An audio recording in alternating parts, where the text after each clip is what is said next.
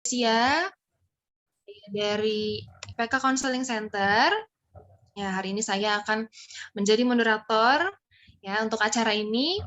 Nah, nanti juga kita akan bersama-sama dengan Ibu Esther Cahya yang akan menjadi pembicara pada sesi ICC Talks pada hari ini. Jadi ICC Talks itu Bapak Ibu seperti namanya adalah tempat di mana kita bisa saling sharing, berbincang-bincang gitu ya tentang topik-topik yang menarik dan pastinya bermanfaat untuk Bapak Ibu semuanya. Ya. Oke, nah pembicara kita hari ini adalah Ibu Esther Cahya. Beliau merupakan dosen di STT SAAT Malang dan juga merupakan seorang konselor gitu Bapak Ibu ya. Beliau mendapatkan gelar psikologinya S1 dari Universitas Gadjah Mada, kemudian gelar MK dari Seminari Alkitab Asia Tenggara itu SAAT dan juga mendapatkan seminari di Denver Seminary USA. Wah, luar biasa sekali ya pembicara kita hari ini ya. Jadi sudah tidak sabar lagi kita mau mendengarkan sharingnya di hari ini yang bertema The Dark Side of Parenting Series, Parents Facing Anxiety to Children gitu. Nah, oke Bapak Ibu, sebelum kita memulai acara kita di hari ini, kita akan buka dulu di dalam doa ya. Mari kita bersatu di dalam doa. Ya Bapak, terima kasih kalau pada pagi hari ini kami masih diberikan kesempatan untuk belajar lagi Bapak bagaimana memahami dan membimbing anak-anak kami sesuai dengan kehendak Tuhan. Kami sadari Bapak bahwa sebagai orang tua kami memiliki banyak kekurangan dan kelemahan. Oleh karena itu Tuhan kami mohon pertolongan-Mu, berikanlah kiranya kami hikmat dan kebijaksanaan untuk bisa menjadi orang tua yang lebih baik lagi bagi anak-anak kami ya Bapak. Dan juga menjadi orang tua yang benar di mata Tuhan. Kami juga mohon kiranya Tuhan yang memberkati Ibu Esther sebagai pembicara ya Bapak, agar dapat menyampaikan materi dengan baik dan dapat diterima oleh setiap kami. Kami juga mohon kiranya Tuhan Yesus yang memberkati setiap perangkat yang kami gunakan, agar semuanya dapat berfungsi dan acara ini dapat berjalan dengan baik. Terima kasih ya Bapak, kami serahkan sepanjang hari ini ke dalam tangan-Mu, hanya di dalam nama anak-Mu Tuhan Yesus Kristus, kami telah berdoa dan mengucap syukur. Haleluya. Amin. Ya, Bapak Ibu, tema kita hari ini itu adalah series yang pertama dari The Dark Side of Parenting series, ya Bapak Ibu ya. Jadi tema ini akan ada beberapa nanti berikutnya ya, akan ada lanjutan-lanjutannya gitu ya. Bahkan The Dark Side itu aja ada banyak series ya Bapak Ibu ya. Kalau hari ini kita akan belajar tentang Parents Facing Anxiety to Children, jadi lebih kepada kecemasan gitu ya. Karena ya dalam masa perkembangan anak-anak kita Bapak Ibu banyak hal yang mempengaruhi pembentukan kepribadian mereka, emosi atau bahkan ada kalanya menimbulkan gangguan kecemasan pada mereka gitu ya. Apakah itu karena hasil dari interaksi kita dengan mereka, hasil dari pola asuh ataupun ada kejadian-kejadian yang membuat mereka akhirnya merasa cemas ya. Nah, tentunya kita sebagai orang tua tidak ingin anak kita ini menjadi anak yang mudah cemas, mudah khawatir gitu ya, atau bahkan sampai menjadi gangguan gitu ya Bapak Ibu ya. Nah, jadi hari ini Bapak Ibu kita akan sama-sama belajar nih dari Ibu Esther. Ya, sebenarnya yang disebut dengan gangguan kecemasan itu yang seperti apa sih gitu? Apa sih yang bisa membentuk anak menjadi tipe anak yang pencemas begitu? Pola asuh yang seperti apa? Dan kemudian nantinya kita juga akan mendapatkan informasi bagaimana cara kita menghandle anak-anak yang mengalami kecemasan ini gitu ya. Oke, tanpa perlu berlama-lama lagi, langsung saja kita sapa dulu nih Ibu Esther Cahya. Halo Ibu Esther, selamat pagi. Selamat pagi, Patricia. Ya, gimana kabarnya Bu hari ini? Puji Tuhan, baik. Baik, oke Bu. Nah, jadi kita hari ini akan sharing tentang ini ya Bu ya, Parents Facing Anxiety to Children ya. Ya. Ya, sudah siap Bu? Mudah-mudahan. Oke. Nah, Bapak Ibu nanti setelah dari sesi ini, Bapak Ibu boleh bertanya, silahkan langsung saja di kolom chat atau boleh juga raise hand dan kemudian nanti bisa di unmute oleh co-host kita. Seperti itu ya. Oke, kalau begitu Bu Esther, waktu dan tempat saya persilahkan. Baik, terima kasih Ibu Patricia. Shalom, selamat pagi Bapak Ibu Saudara sekalian yang sudah tergabung di dalam Zoom kita pagi hari ini. Tadi saya bilang sama Pak Hamisar bahwa sebelum saya bicara tentang kecemasan, saya mendapatkan ujian untuk bagaimana saya sendiri menghandle kecemasan saya. Karena saya sudah berusaha mengantisipasi tadi malam, saya sudah siapkan ini background-nya, saya sudah cek, semuanya sudah fine, lalu saya tidur. Tadi pagi saya sudah nyalakan laptop, tapi satu hal yang saya tidak cepat-cepat nyalakan adalah Zoom-nya. Jadi begitu Zoom-nya saya nyalakan, wah ternyata bermasalah. Nah, disitulah ujian kecemasan saya dimulai. Dan saya bersyukur Tuhan mampukan saya menghandle, tetap bisa tenang, dan akhirnya bisa join pada waktunya. Ya, inilah realita hidup kita sehari-hari. Bicara tentang kecemasan, ya ini yang kita hadapi sehari-hari. Ketika kita bertemu dengan hal-hal yang tidak seperti kita harapkan, tidak seperti yang kita rencanakan, bahkan kejutan-kejutan yang sangat menyakitkan dan membuat kita bereaksi dengan berbagai emosi. Nah, disitulah ya kecemasan yang kita jumpai sehari-hari. Menjadi sebuah spektrum dari yang paling ringan sampai yang akhirnya menjadi gangguan. Inilah yang akan kita bicarakan bersama-sama pada pagi hari ini. Nah, Bapak Ibu Saudara, sebelum kita mulai, saya kepengen Bapak Ibu coba menenangkan diri sejenak, coba melihat ya, menelusuri kondisi fisik kita pagi hari ini, kemudian juga pikiran kita, hati kita. Kira-kira kalau mau dikasih ukuran ya, dari angka 0 sampai 10, ini nggak usah di-share-kan, hanya untuk Bapak Ibu punya gambaran aja di awal dari webinar kita ini ya. Kalau mau dikasih angka nih dari 0 sampai 10, kira-kira kita mau kasih angka diri kita pagi hari ini dalam hal kecemasan ada di angka berapa ya? 0 berarti nggak lagi sama sekali nggak ada kecemasan. Kalau 10 berarti kecemasannya amat sangat tinggi. Ya, coba masing-masing mengukur dulu. Iya ya, tadi pagi ketika bangun tidur ada apa, bahkan waktu tidur mungkin mimpi apa, mikirin apa. Sekarang ini rasanya ada di angka berapa? Kalau sudah, simpan angka itu. Simpan angka itu di pikirannya. Coba nanti di akhir sesi kalau memang waktunya memungkinkan, kita akan lihat lagi ya. Nah, sebelum kita lebih lanjut lagi, saya mau ajak Bapak Ibu sekalian kita melakukan satu latihan simple. Mungkin sebagian di antara kita sudah tahu, sudah sering melakukannya, tapi yuk kita lakukan sama-sama, yaitu kita mau latihan nafas. Lah, kita nafas sehari-hari nggak pakai mikir kok ya, sekarang mesti dilatih. Ya, kita mau latihan nafas yang membuat, yang dengan harapan latihan napas ini menolong kita lebih memperhatikan bagaimana kita bernafas, yang nantinya akan bisa menolong kita di dalam saat-saat ketika kita berada dalam situasi-situasi yang mencemaskan. Ya, kalau Bapak Ibu memungkinkan duduknya ada sandarannya, mungkin boleh sandaran, tapi jangan tiduran juga, nanti bablas ya kalau kata orang Jawa ya. Jadi sandaran saja di kursi sambil tangannya boleh pegang perut. Ya, letakkan kedua tangan di atas perut, kemudian rasakan ketika Bapak Ibu bernafas dengan nggak pakai mikir ini ya, nafas ya, berasa nggak perutnya naik turun? Kalau belum berasa naik turun, coba napas sampai berasa perutnya naik turun.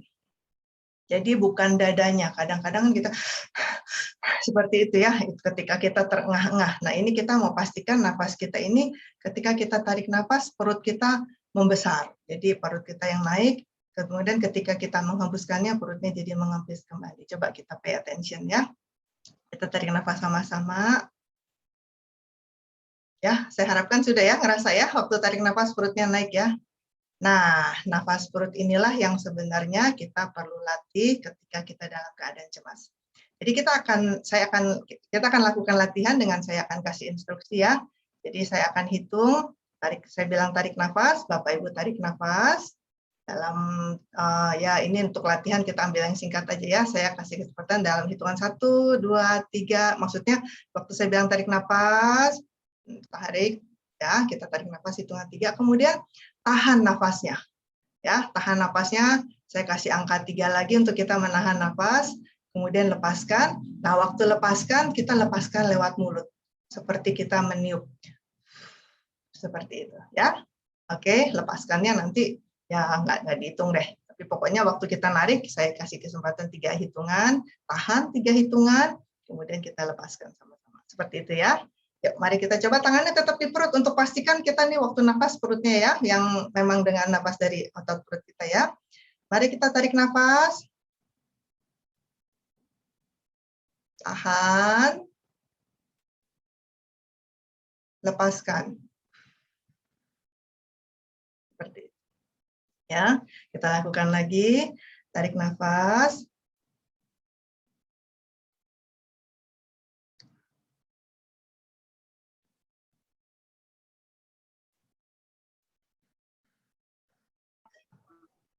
Sekali lagi ya.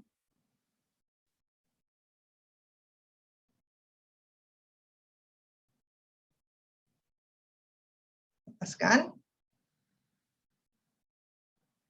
Nah, saya harap ini menolong Bapak Ibu sedikit lebih rileks di pagi hari ini sebelum kita bicara soal kecemasan.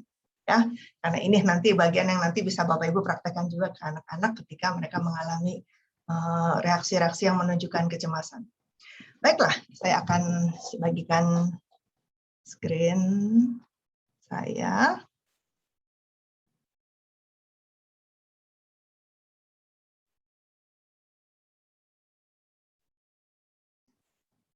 Apakah sudah kelihatan, Bu Patricia? Ya, terima kasih. Nah, Bapak Ibu sekalian bicara soal kecemasan ya, yuk kita sama-sama sepakati dulu definisi kecemasan ya. Saya coba lihat dari Kamus Besar Bahasa Indonesia, di situ dikatakan tidak tentram hati. Lalu di dalam kurung memang saya ketik seperti yang muncul ya, karena khawatir, takut, dan juga kecemasan bisa diartikan sebagai gelisah. Jadi rasanya kalau kita manusia hidup ini nih pasti kita pernah mengalami saat-saat di mana kita tidak tentram hatinya, kita khawatir, kita takut, kita gelisah. Betul ya Bapak Ibu ya? Kalau memang sampai ada yang mengatakan, Bu, saya selama seumur hidup saya belum pernah gelisah, boleh nanti di chat ya. Nanti bisa mendapatkan souvenir dari ICC mungkin ya. Sebagai orang yang tidak pernah mengalami kecemasan dalam hidup. Karena rasanya mustahil. Dan bicara soal kecemasan, sebenarnya ini adalah sesuatu yang normal dialami ketika kita menghadapi situasi yang menegangkan.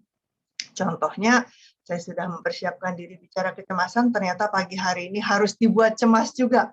Tegang, seandainya ternyata laptop saya tetap bermasalah, Zoom saya tetap bermasalah, bagaimana ini? Wah, sesuatu yang harus kita hadapi dan tidak terhindarkan, ya. Dan kita tenang, mungkin kita memulai hari dengan mood yang baik, nggak ada sesuatu yang kita khawatirkan, tapi bisa jadi nanti kita dapat SMS, kita dapat WA, kita dapat berita dari sosial media, di telepon, atau apapun.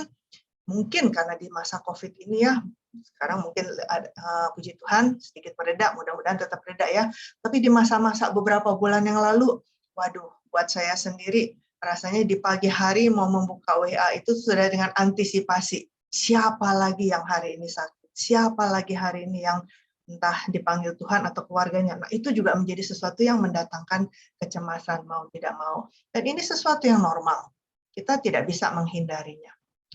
Dan bahkan di sisi lain kecemasan itu sebenarnya menjadi sebuah sinyal kalau sebenarnya kita nih menghadapi bahaya. Dan ini ketika kita sadar kita menghadapi bahaya, ini akan memotivasi kita, mendorong kita untuk mencari cara untuk menghindarinya. Misalnya, kemarin itu saya baru ke rumah saudara saya, kemudian beberapa rumah di sebelahnya itu tuh adalah paling pojok, sebelahnya tanah kosong. Jadi ketika kami sedang berkunjung, kemudian saya tanya, iseng-iseng tanya, di sini ini tanah kosong gini banyak ular nggak nih Pak? Oh iya, katanya seperti itu. Kemarin beberapa kali ada ular berusaha untuk masuk ke rumah kami. Nah, saudara, tentu saja ketika kita bicara tentang ular, kalau kita bukan yang sungguh-sungguh pecinta reptil, kita akan identikan itu dengan bahaya, bukan ya? Kalau yang orang-orang pecinta reptil mungkin yang mengenali ini ular berbisa atau tidak, mungkin bisa lebih tenang. Tapi bagi kita yang tidak tahu, bagi kita setiap ular adalah bahaya. Nah, jadi ketika kita melihat ular, kemudian kita merasa cemas karena kita tahu itu adalah bahaya, tentu saja kita akan segera berpikir, apa yang harus saya lakukan? Kan nggak mungkin kita datangin ular itu. Halo sayang, kamu cute sekali. Seperti halnya ketika kita mendekati anjing pudel mungkin misalnya ya, yang memang sangat cute. Kan nggak mungkin. Kita tahu ini bahaya, pilihannya adalah kita kabur, kalau memang kita nggak bisa ngapa-ngapain, atau kalau kita tahu ini misalnya memang bisa membahayakan seseorang di dekat kita dan kita lihat ada tongkat, mungkin kita bisa ambil tongkat itu untuk mendorong ular untuk pergi menjauh dari kita atau orang yang kita kasihi. Intinya ada sebuah upaya untuk menghindari bahaya tersebut. Nah, ini penting, ada sinyal yang diberikan. Nah, mari kita bayangkan kalau misalkan kita punya anak, kan banyak anak-anak yang belum mengerti bahaya ya. Ketika bahkan ada binatang, waktu itu saya pernah mendapatkan video anak ada ular di depan pintu, anak ini merasa ini seperti binatang yang lucu gitu, yang mau bahkan dia buka pintunya suruh masuk sampai mamanya mau pingsan seperti itu ya. Nah, ini tentu saja menjadi bahaya jika anak tidak melihat ini ular adalah binatang yang bisa melukainya. Jadi dia nggak cemas dan dia tidak menghindari. Nah, ini yang kita takutkan saja ya. Jadi ada sinyal. Ketika ada gempa bumi, kita juga jadi tahu kita mesti lari atau kita merasa, oh ini nggak apa-apa. Tapi memberi sinyal ketika ada orang jahat. Nah, hal-hal seperti itu ya. Jadi dengan kata lain, kalau kita boleh simpulkan, kecemasan ini dibutuhkan dalam situasi-situasi tertentu, dalam intensitas tertentu, dalam hidup kita sehari-hari. Mari kita bayangkan anak-anak kita mau ujian, terus nggak ada cemas-cemasnya. Ya, besok ada ulangan. Ada, Mah. Ulangan apa? Matematika. Sudah siap? Belum. Sudah bisa materinya? Belum. Sudah belajar? Belum. Kenapa? Tenang, Mah. Santai, santai. Dah. Tentu saja kita sebagai orang tua juga jadi merasa, kenapa anak saya seperti ini? Karena kan seharusnya memang ada kecemasan besok mau tes, tapi kecemasan yang mendorong kita untuk belajar, mempersiapkan diri supaya kita bisa mengerjakan ujian itu dengan baik. Jadi itu diperlukan. Karena mau interview pekerjaan, kita juga mempersiapkan diri. Datang lebih awal, mempersiapkan penampilan kita. Nah, seperti itu ya, kecemasan yang dibutuhkan dalam intensitas tertentu. Nah, Bapak Ibu, masalahnya adalah ketika kecemasan ini ternyata tidak lagi dalam situasi tertentu, tidak lagi dalam intensitas tertentu sesuai kebutuhan. Nah, pada saat kecemasan menjadi sudah berlebihan dan menguasai sehingga mengganggu fungsi sehari-hari individu dan mempengaruhi kualitas hidup. Ketika seseorang tetap cemas tanpa penyebab yang jelas dan merasa nggak mampu mengendalikan kecemasan itu. Nah, ketika seseorang sudah ada di level yang ini sudah dibilang sebagai orang tersebut mengalami gangguan kecemasan. Jadi, misalnya karena anak-anak tentu saja adalah hal yang biasa ya. Kalau kita ingat anak-anak kita pada waktu bayi mungkin digendong siapa aja masih mau. Tapi ketika dia ada di usia 7 sampai 10 bulan, ketika sudah mulai bisa mengenali ini mamaku, ini bukan mamaku misalnya ya. Ini wajah yang familiar, ini tidak familiar, biasanya diambil orang lain akan nangis. Nah, ini kecemasan yang wajar. Misalnya anak-anak umur TK yang mulai fantasi-fantasi ya, membayangkan monster, membayangkan hantu dan sebagainya. Jadi dengan film-film yang mereka tonton membuat mereka takut, itu hal yang wajar. Jadi memang ketakutan kecemasan ini ada mengalami perubahan-perubahan seiring dengan bertambahnya usia anak. Tapi ketika yang biasa-biasa ini terus kita lihat, loh, kok mulai dia nggak mau diajak kemana-mana, nggak mau ke kamar mandi sendiri, padahal sebelumnya sudah bisa. Nggak mau tidur sendiri, padahal sebelumnya sudah bisa. Bahkan nggak mau diajak pergi-pergi. Kalau mau diajak pergi, jadi sakit perut, bolak-balik ke WC, bahkan sampai muntah-muntah. Mau diajak pergi itu sudah keringat dingin, misalnya seperti itu ya. Bahkan ketika kita sudah siapkan, ini kita cuma pergi ke sini, ini tempat yang familiar, yang kamu senang pergi, nanti kita pulang setelah itu. Tetap itu penjelasan tidak menolong, tidak membuat anak bisa mengendalikan. Nah, jika sudah sampai di titik yang seperti ini, memang artinya kecemasan itu sudah tidak lagi dalam level yang normal, bahkan sudah bisa disebut sebagai gangguan kecemasan. Jadinya hal-hal yang dulunya menyenangkan, sekarang tidak mau dilakukan lagi karena cemas, karena takut. Dan nanti dia bisa memberi alasan, nanti takut ini, nanti takut itu, tapi kadang-kadang juga nggak bisa memberi alasan, tapi tetap takut dan nggak mau pergi. Jadi kita bisa lihat beberapa gejala-gejala yang umum ya di dalam gangguan kecemasan, mulai dari yang hanya gelisah dan khawatir, sampai takut dan tegang, selalu merasa di dalam bahaya, nggak mau. Nah, kalau ketika tadi saya pakai contoh ular ya, biasanya kan kita kalau ketemu ularnya, kita bisa deg-degan. Tapi ketika akhirnya ular ini masalah ular sudah teratasi, entah dia kita buang, seseorang membunuhnya di depan kita, atau kita kabur dari situ dan ular itu tidak ada lagi dalam range yang bisa membahayakan kita, harusnya kan mereda ya. Wah, aduh, lega, saya nggak jadi dicelakai ya oleh reptil yang berbisa ini misalnya. Nah, jadi harusnya kan terus kita tenang. Tapi kalau seseorang yang memang mengalami gangguan kecemasan selalu merasa dalam bahaya terus-menerus. Nah, kita bisa bayangkan ketegangan kita ketika kita menghadapi situasi yang bahaya tadi itu yang harusnya turun ketika nggak ada bahaya, tapi terus dirasakan. Tentu saja ini akan mempengaruhi ke fisiologis kita. Ya, detak jantungnya meningkat, dan kadang-kadang bahkan udah nggak ada apa-apa, tetap cenderung tinggi. Bernafasnya dengan cepat, terengah-engah seperti itu ya, gemetar, berkeringat dingin, merasa lelah dan lemah, kadang-kadang sampai bikin sulit tidur, sulit konsentrasi dan berpikir. Tadi saya pakai contoh muntah, diare, berarti ada di dalam gangguan pencernaan, dan yang paling sering sama-sama mengikuti di dalam ketakutan, kecemasan yang ada adalah keinginan yang kuat untuk menghindari hal-hal apapun yang menjadi pemicu. Tapi ketika memang gangguan kecemasan makin parah, bahkan akhirnya yang dihindari bukan hanya si pemicu, tapi yang di sekitarnya semua dihindari. Akhirnya banyak dihindari seperti itu. Nah, dari gejala-gejala ini kita bisa lihat secara singkat beberapa, ini belum semuanya ya, tapi beberapa jenis gangguan kecemasan yang mungkin bisa tampak di sekitar kita, baik pada diri kita maupun pada anak-anak kita. Ini yang khas pada anak-anak adalah kecemasan akan perpisahan ya, separation anxiety. Banyak anak-anak mengalami kecemasan akan perpisahan. Kalau yang pada umurnya masih 3 tahun, memang masih belajar berpisah dari mama, tentu saja masih ada sisi yang normalnya ya. Makanya kalau guru-guru playgroup, ya nursery seperti itu udah biasa tuh pemandangan awal tahun ajaran, habis liburan, mau mulai semester baru, anak-anak yang nggak mau berpisah. Tapi biasanya nanti dengan berjalannya waktu, seiring dengan perkenalan mereka akan miss guru-guru di sekolah, biasanya nanti udah, bye-bye mama, udah ya, cemasnya berbeda, sudah berkurang, bahkan hilang. Tapi ada anak-anak yang terus mengalami kecemasan yang nggak mau berpisah. Dan kadang-kadang terbawa sampai remaja. Jadi takut pergi dari rumah, khususnya memang kemarin ini berkaitan dengan kita di rumah terus selama masa pandemi, biasanya ini juga bisa memicu kecemasan ketika anak-anak harus pergi ke sekolah lagi. Takut nanti mama sakit, takut nanti mama kenapa-kenapa, takut nanti saya kenapa-kenapa, seperti itu ya. Jadi ada kecemasan akan perpisahan. Lalu juga ada yang khas pada anak-anak yang namanya selective mutism. Ini ada anak-anak yang di dalam kecemasannya kemudian memutuskan dalam tanda petik, bukan sebuah keputusan yang disadari ya, tapi yang anak-anak juga tidak sadari, jadi mute. Jadi ibaratnya kita mic-nya kita ini mute, artinya kita tidak bisa bicara ya. Jadi mereka secara selektif akan mute diri mereka di tempat-tempat tertentu. Misalnya sumber stresornya itu adalah di sekolah.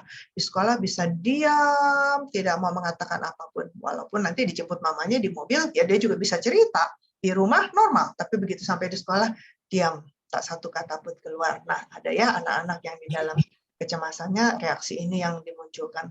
Dan hal-hal yang lain saya tidak akan bahas satu persatu karena waktu, saya percaya Bapak Ibu juga bisa mencari informasi ini di Google dan di sumber-sumber yang lainnya ya, untuk bisa lebih melihat nanti adakah yang saya atau keluarga saya termasuk di sini. Mari kita melihat di dalam gangguan kecemasan ini sebenarnya kalau sudah tergolong sampai gangguan kecemasan bukan yang normal lagi, kemungkinan penyebabnya apa sih? Sebenarnya kemungkinan penyebabnya ada banyak, tapi saya mau fokus ke dalam 4 hal ini dan nanti saya akan lebih fokus lagi di dalam satu ya. Yang pertama memang ditemukan faktor genetis berbicara kuat di dalam hal ini.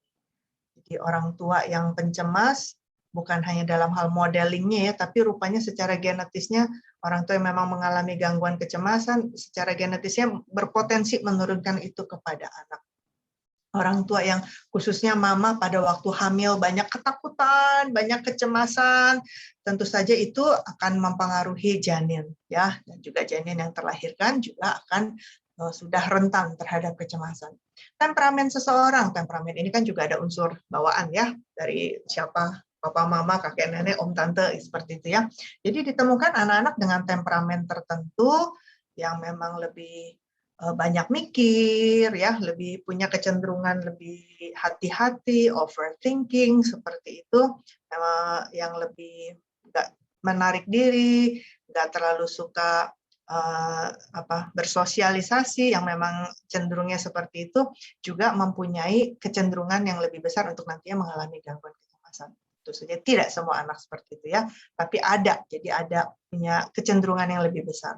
Kemudian ditemukan rupanya ada gangguan-gangguan kesehatan tertentu yang juga bisa memberi sumbangsi kepada kecemasan. Ya, misalkan seperti orang-orang yang mengalami gangguan tiroid.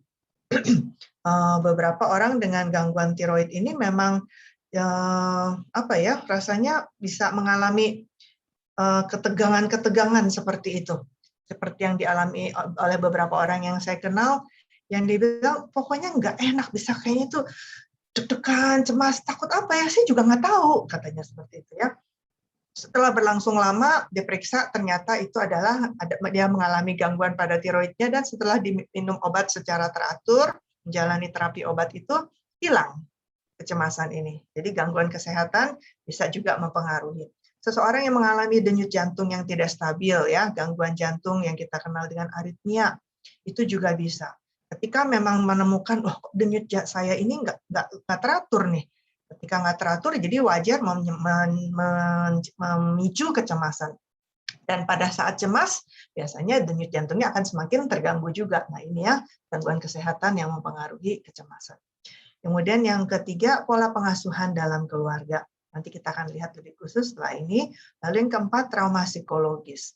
Jadi anak-anak yang mungkin mengalami diabaikan, ditinggalkan, mengalami abuse, ya, anak-anak yang dibully, mengalami trauma-trauma seperti itu, sangat besar kemungkinannya untuk mengalami gangguan kecemasan. Karena judul kita hari ini adalah bagaimana kita sebagai orang tua ya passing on ya, kayak seolah-olah diwariskan, menurunkan kepada anak kita kecemasan. Saya mau lebih fokus pada pola pengasuhan dalam keluarga dalam seminar kita pagi hari ini.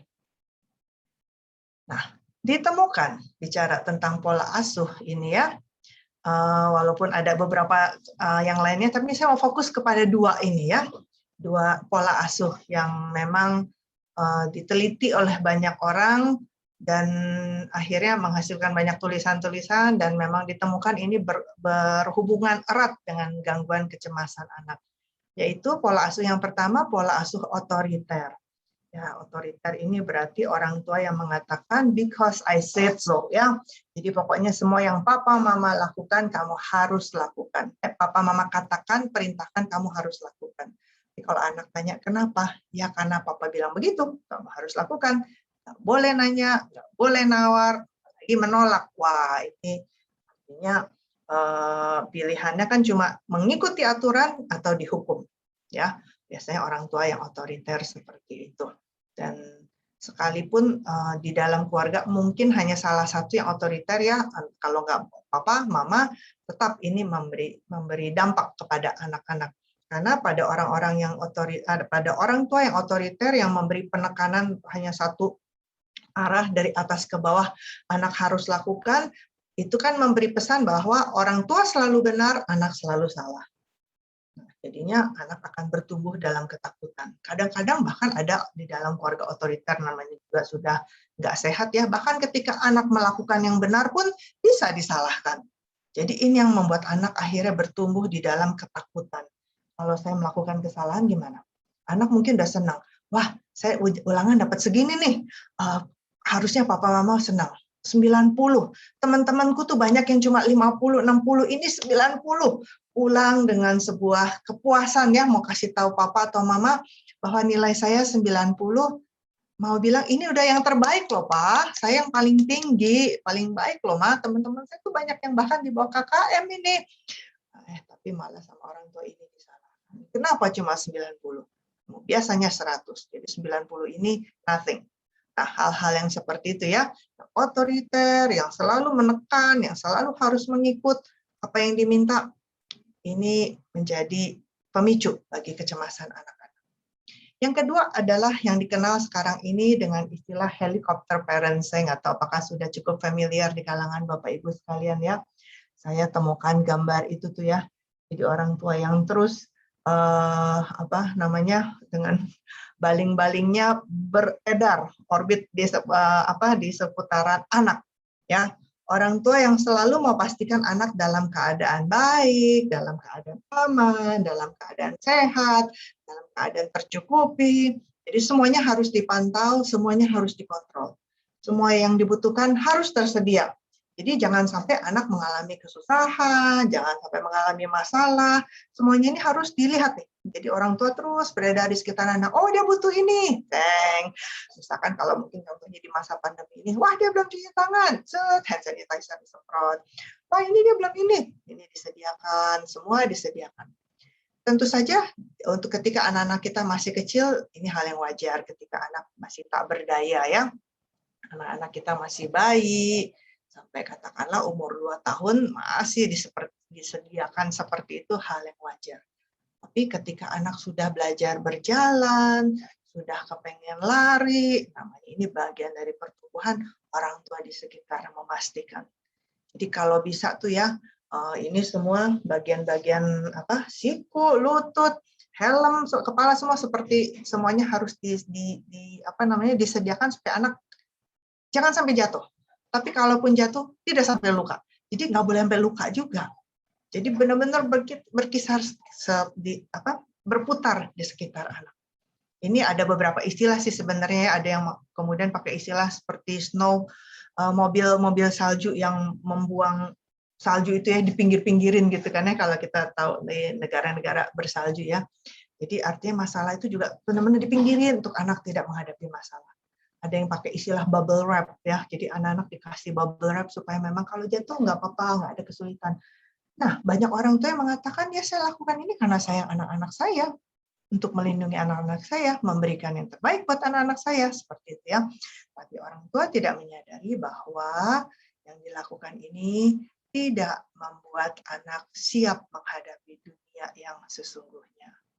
Jadi ketika akhirnya anak-anak ini menghadapi kesulitan-kesulitan di dunia luar saat orang tua tidak sedang beredar di sekitarnya, anak ini tidak punya kekuatan.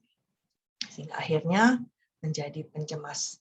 Bahkan ada yang melakukan penelitian ini di Amerika kepada young adult ya, banyak orang sekarang.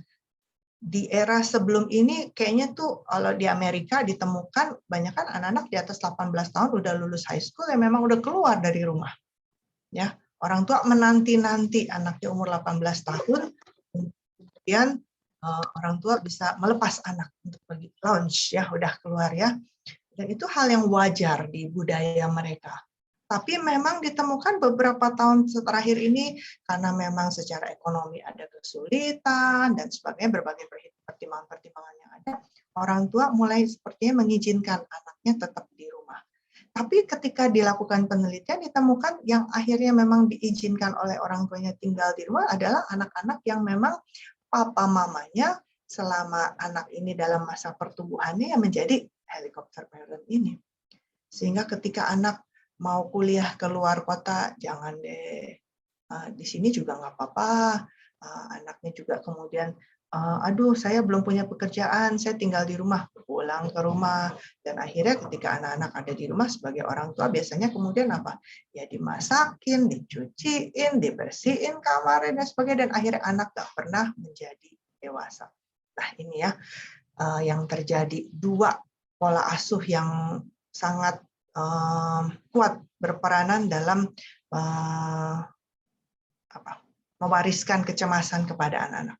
Dan ditemukan rupanya memang dalam pola asuh otoriter ataupun helikopter ini sumbernya juga adalah orang tua yang cemas, orang tua yang khawatir seperti tadi ya, khawatir nanti anaknya begini begitu, orang tua yang takut, termasuk di dalam pola asuh yang otoriter.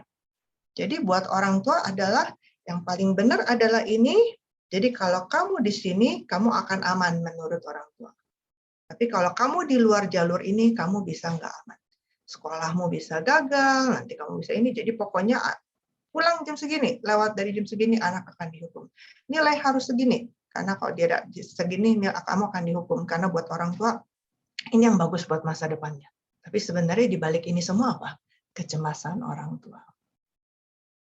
Nah, sebelum lebih lanjut lagi, saya mau mengajak Bapak Ibu untuk yuk kita melihat diri kita dulu. Saya kalau bicara soal parenting, tentang stres, tentang kecemasan, saya selalu suka pakai 2 foto ini ya.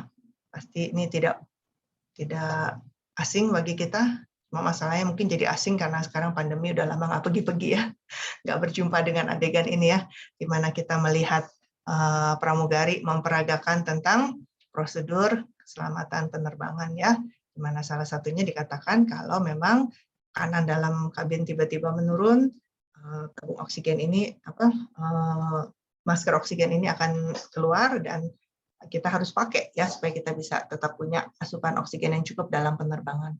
Dan dikatakan satu hal yang saya selalu mau ingatkan kita di dalam peran kita sebagai orang tua kan adalah pesan kalau memang kita bawa anak-anak, kita traveling bersama dengan anak-anak, yang dipasangkan adalah orang tua dulu. Supaya pada saat kita bisa bernafas dengan baik, kita juga akan mampu menolong anak kita. Nah, sebenarnya pesan di atas pesawat ini juga berlaku bagi kita semua di saat kita menjalani peran kita sebagai orang tua. Karena itu, sebelum kita bicara tentang bagaimana menolong anak, saya ingin mengajak Bapak Ibu sekalian untuk coba yuk kita lihat diri kita dulu seperti apa ya. Yuk kita sedikit berefleksi ya tentang kehidupan kita masing-masing sebagai orang tua ya. Bagaimana kita dibesarkan? Jadi orang tua di sini adalah kita ya sebagai orang tua ya. Bagaimana kita dibesarkan? Apakah kita dibesarkan dalam keluarga yang lengkap atau tidak lengkap? Maksudnya orang tua yang komplit ya, ayah ibu ya. Apakah kita dibesarkan oleh orang tua kita sendiri atau dengan keluarga lain? Kan ada anak-anak yang dititipkan di opa-oma ya. Kadang-kadang di orang tua bekerja di luar kota sehingga harus dititipkan pada keluarga lain. Apakah kita dibesarkan di satu tempat, satu kota, satu rumah yang sama, atau berpindah-pindah? Apakah kita dibesarkan dalam keluarga yang harmonis, atau banyak pertengkaran? Apakah kita bertumbuh bersama dengan orang tua yang relatif tenang, atau orang tua yang pencemas? Bagaimana hubungan dengan keluarga, termasuk yang dekat, sering kontak, banyak sharing hati ke hati, atau jauh? Apakah waktu kita dibesarkan ya, berarti waktu kita kecil sampai kita dewasa, kita mengalami pengalaman-pengalaman traumatis. Pengalaman traumatis bisa dalam bentuk bencana alam, ya, sakit, ditinggalkan, ya, pengalaman-pengalaman yang menimbulkan trauma. Apakah kita dibesarkan oleh orang tua yang suka mengkritik, orang tua yang punya standar yang tinggi, sehingga ketika kita tidak mencapai standar itu, kita akan dihakimi, dikritik.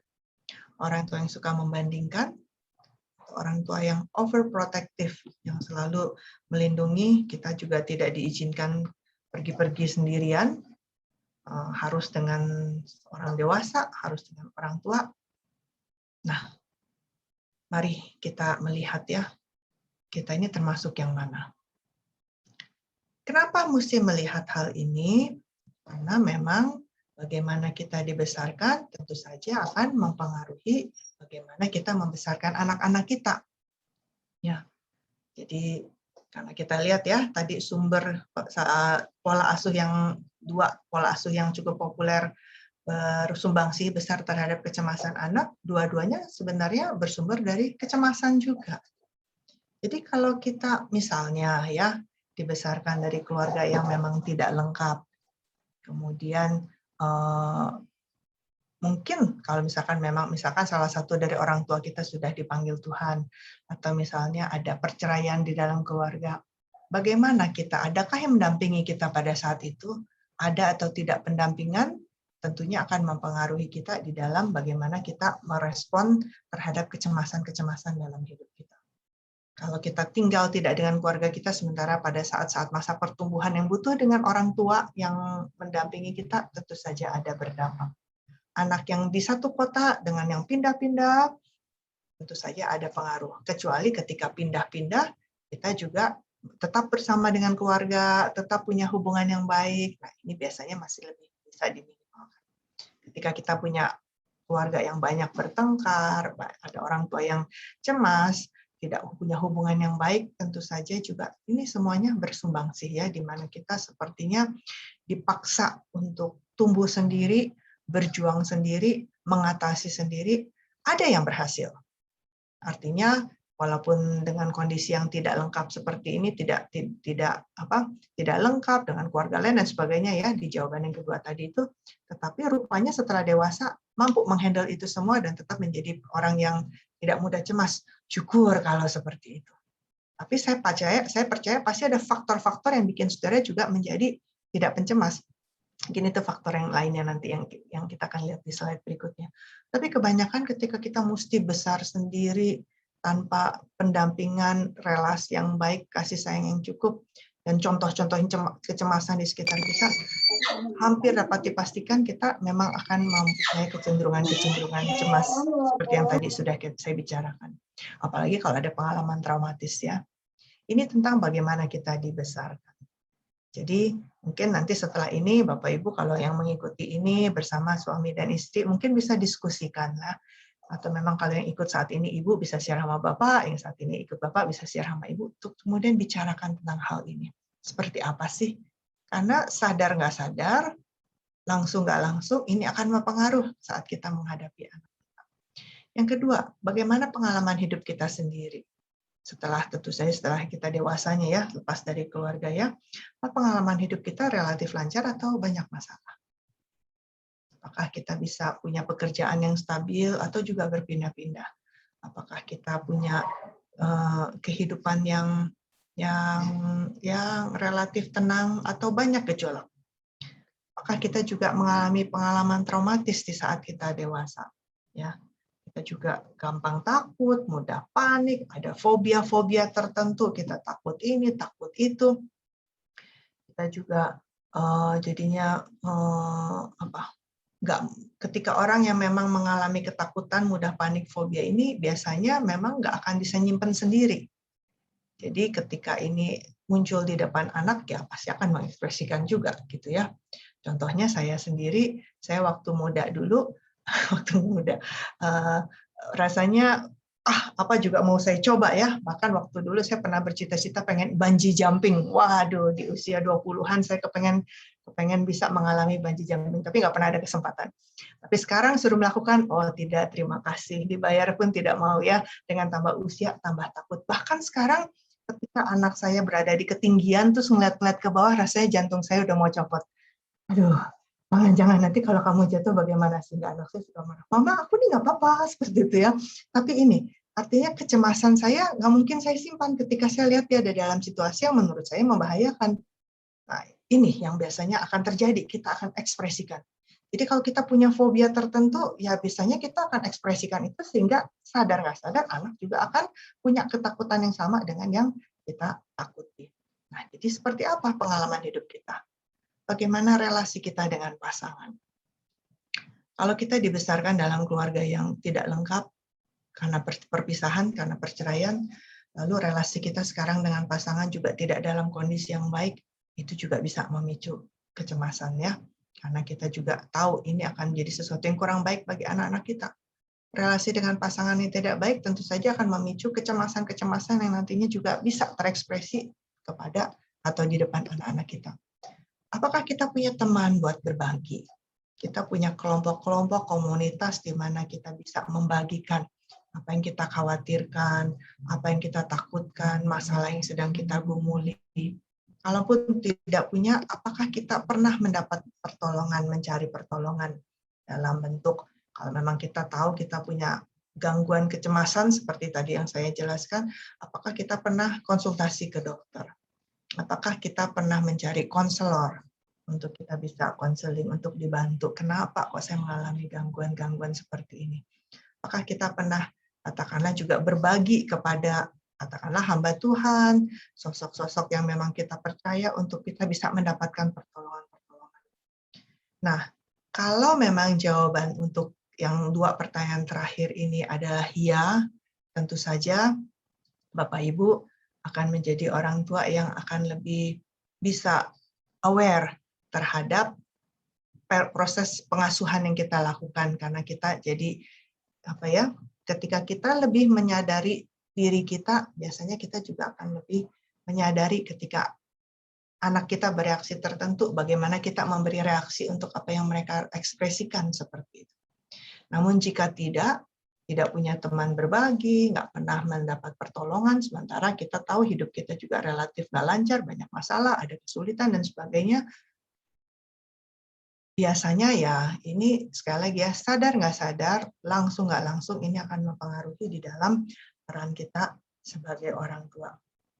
Jadi bagaimana kita dibesarkan, pengalaman hidup kita sebagai individu nantinya akan mempengaruhi gaya kita, pola pengasuhan kita yang kita lakukan kepada orang tua kita. Jadi mari kita coba merefleksikan diri kita dulu ya. Kalau perlu kita juga dapat bantuan itu masker oksigen dulu dengan mendapatkan bantuan teman-teman untuk berbagi, yang melaluinya nanti kita juga akan bisa menjadi orang tua yang lebih sehat di dalam mendampingi anak-anak di dalam kecemasan mereka.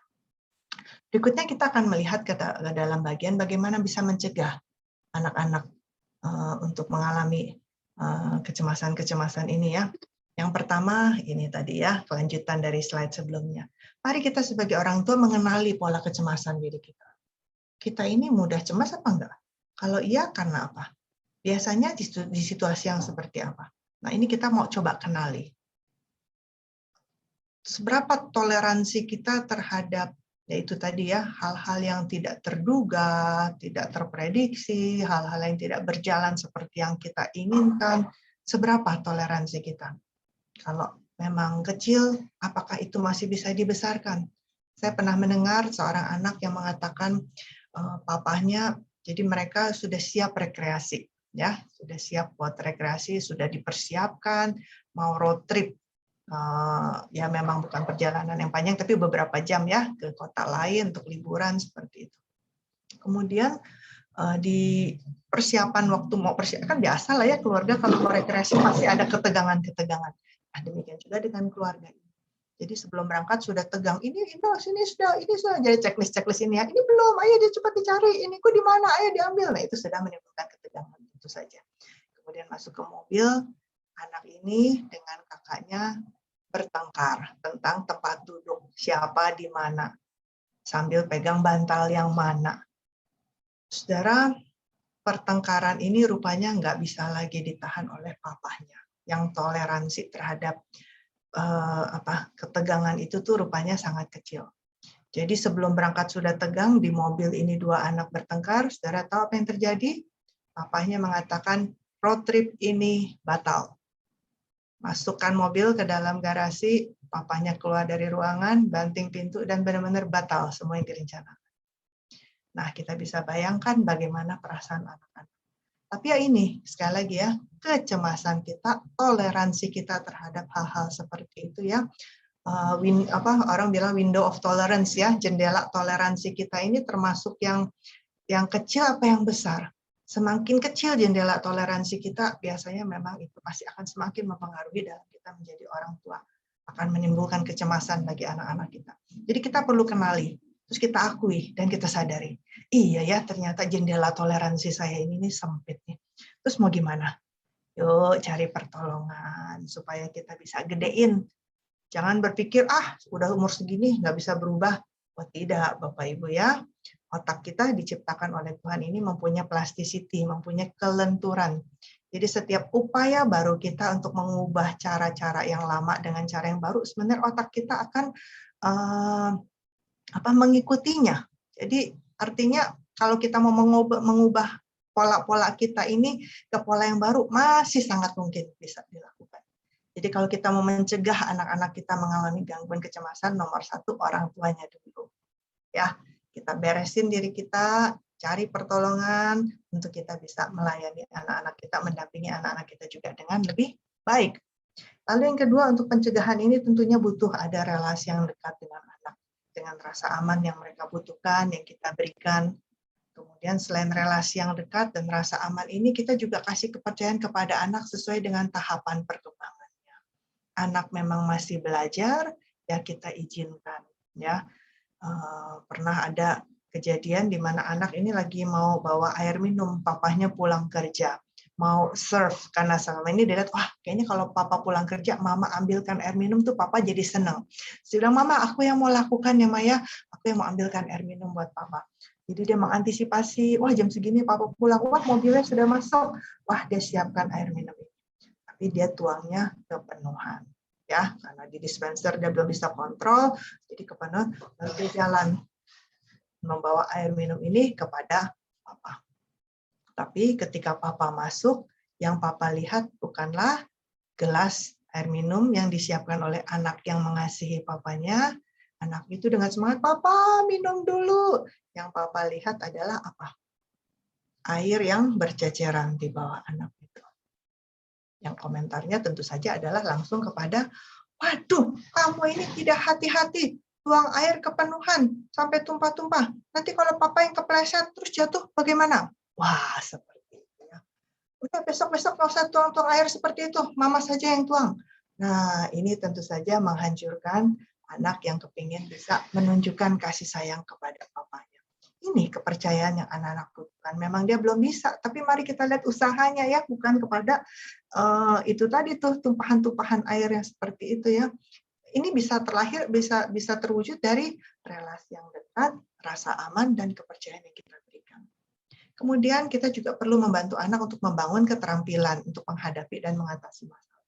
Dengan kata lain, kita tidak boleh melanjutkan pola helikopter parent kalau memang kita selama ini melakukannya. Karena kita perlu justru bantu anak untuk bisa membangun keterampilan menghadapi masalah. Bagaimana keterampilan ini bisa dibangun ketika kita tidak pernah izinkan anak mengalami masalah. Anak pulang sekolah, misalkan ngadu, mah, aku dipukul sama si siapa misalnya ya, temanku ini, si X gitu ya. Saya sebut nama, ada nama yang mirip lagi ya. Saya dipukul sama si X. Wah, langsung kita sebagai orang tua nggak terima dong ya.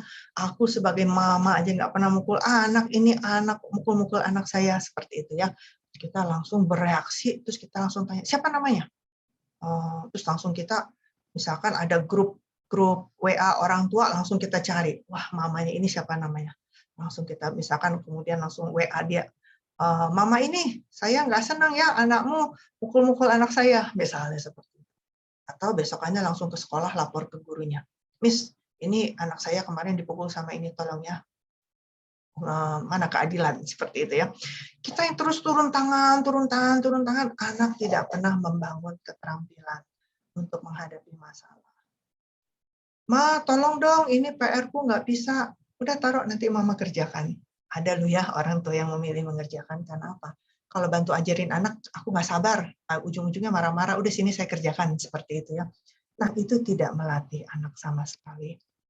Kemudian mencegah yang berikutnya, kita perlu mengizinkan anak untuk mengambil keputusan.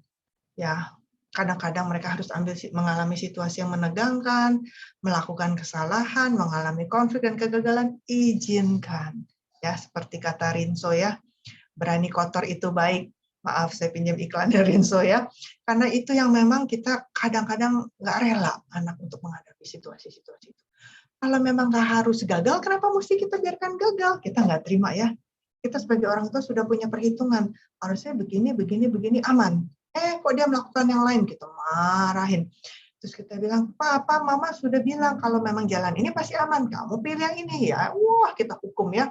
Padahal sebenarnya dengan dia mengalami kegagalan, salah pilih, konflik, situasi menegangkan ini, di sini kesempatan mereka belajar.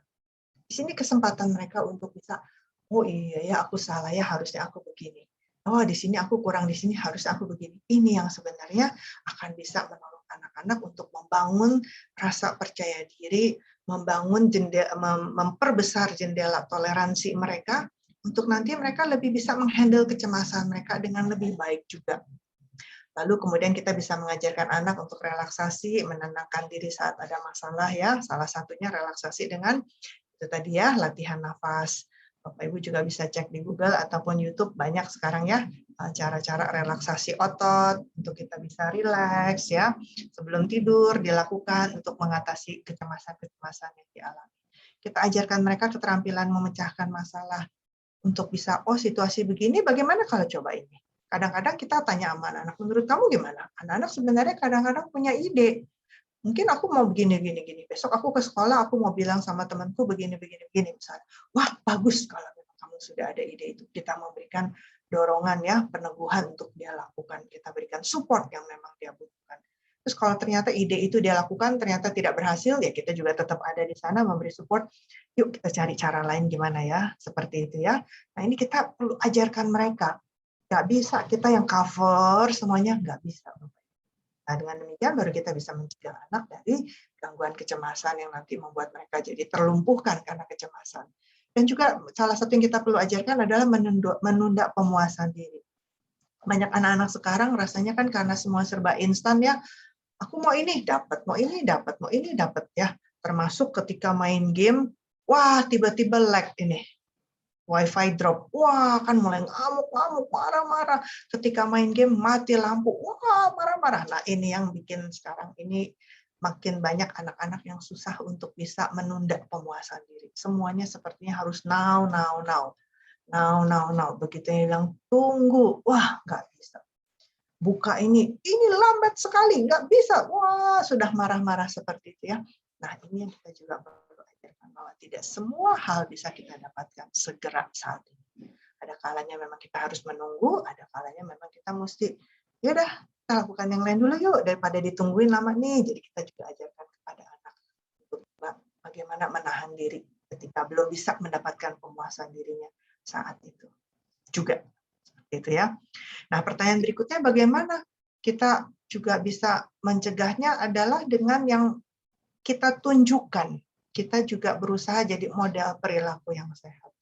Aduh, mama capek nih pulang kerja nih sebentar ya, mama butuh untuk menenangkan diri dulu ya. Terus kita diam, mungkin kita latihan nafas, anak juga melihat. Terus kita juga bisa bilang, iya nih mama nih cemas sih sebenarnya karena besok ada gini. Tapi mama mau coba lakukan hal ini. Ya, saya mau coba jalan-jalan dulu keliling kompleks deh untuk menenangkan diri. Nah, jadi hal-hal seperti ini yang anak lihat ya, anak tahu bahwa orang tuanya bisa cemas, tapi orang tuanya juga bisa menghandle. Nah, ini contoh ini yang penting untuk anak-anak bisa lihat, untuk mereka bisa dicegah dari mengalami gangguan kecemasan yang lebih parah lagi berikutnya ya. Nah, sekarang bagaimana kalau sudah nih? Bagaimana kita menolongnya? Ya, yang pertama kita mesti terima kenyataan kalau anak kita memang cemas dan mengalami gangguan kecemasan. Jangan aduh kamu hidupmu cuma segitu aja kok udah cemas ini, cemas itu. Tunggu nanti kamu mengalami asam garam kehidupan. Wah, malah kita ceramahin ya. Wah, cemen kamu gitu aja takut ya. Wah, kita intinya kita hakimi, kita marahi, kita tidak terima. Wah, ini akan membuat anak akan makin sulit untuk bisa mengatasi kecemasan. Tapi kita perlu terima. Iya, papa atau mama tahu situasi yang kamu hadapi ini memang nggak gampang. Dan kalau papa mama ada di posisi kamu juga bisa mengalami ketakutan kok. Jadi anak juga merasa diterima, divalidasi. Oh iya ya, jadi nggak apa-apa ya. Iya, nggak apa-apa. Nah, tapi apa yang harus kita lakukan nih? Nah, seperti itu ya. Dan bagaimana apa yang harus dilakukan baru bisa dipikirkan sama-sama kalau kita menerima kenyataan bahwa anak kita cemas. Kemudian kita juga kasih jaminan bahwa kita menerima, kita pahami kecemasannya, kita mau mendengarkan dia, kita mau mendampingi dia. Oke, kamu cemas, tapi kamu nggak akan hadapi ini sendirian. Papa Mama bersedia berjalan bersama di samping kamu, menolong sesuai dengan yang kamu butuhkan. Ya, kemudian kita juga bicarakan dan kenali sumber kecemasannya. Apakah ini hanya karena misalnya ya, anak ini nyalinya kecil sehingga dibentak guru, sudah rasanya takut. Nah, ini kita bisa tolong. Bukan berarti kalau seperti ini kita jadi pindahkan sekolah, kan juga nggak menyelesaikan masalah ya. Atau memang terus kita bilang gurunya, jangan bentak anak-anak saya, nyalinya nggak kuat, misalkan juga nggak mungkin ya. Nah, jadi kita mau ajak bicarakan supaya kita juga bisa assess, kita bisa menilai ini problem yang seperti apa. Kalau yang diceritakan adalah anak dibully dengan berbagai cara oleh teman-temannya, ya, guru melakukan kekerasan yang seharusnya tidak dilakukan oleh guru gitu misalnya ya, memang sesuatu yang serius, ada seseorang yang berusaha untuk melakukan pelecehan seksual kepadanya misalnya. Nah, tentu saja kita perlu kenali ini ya level problemnya nih di mana nih. Kalau misalnya memang itu sesuatu yang memang kita tahu, oh oke, ini sumber kecemasannya, yuk kita ajak untuk menenangkan diri. Kalau kita tahu ini sesuatu yang memang dia harus hadapi dalam masa pertumbuhannya, dia harus beradaptasi dengan itu, kita bantu anak untuk bangkit dan coba kembali. Bukannya itu kita hindari. Udah deh, kita pindah kelas, kita pindah sekolah, kita pindah kota. Kan seringkali kalau orang tua punya uang banyak, gampang ya solusinya ya. Tapi itu tidak menolong sebenarnya. Bukan solusi buat anak-anak. Yang ada adalah justru mereka akan makin melihat diri mereka tidak berdaya. Mesti orang tua yang selesaikan masalah. Dan perasaan tidak berdaya inilah yang nanti akan terus terbawa sampai usia dewasa. Bukan hanya mengalami gangguan kecemasan, tapi juga anak-anak yang merasa tidak berdaya akan rentan menjadi anak-anak yang depresi di kemudian hari. Jadi kita bantu untuk bangkit dan coba kembali. Kita dampingi untuk menemukan cara untuk menghadapi masalah.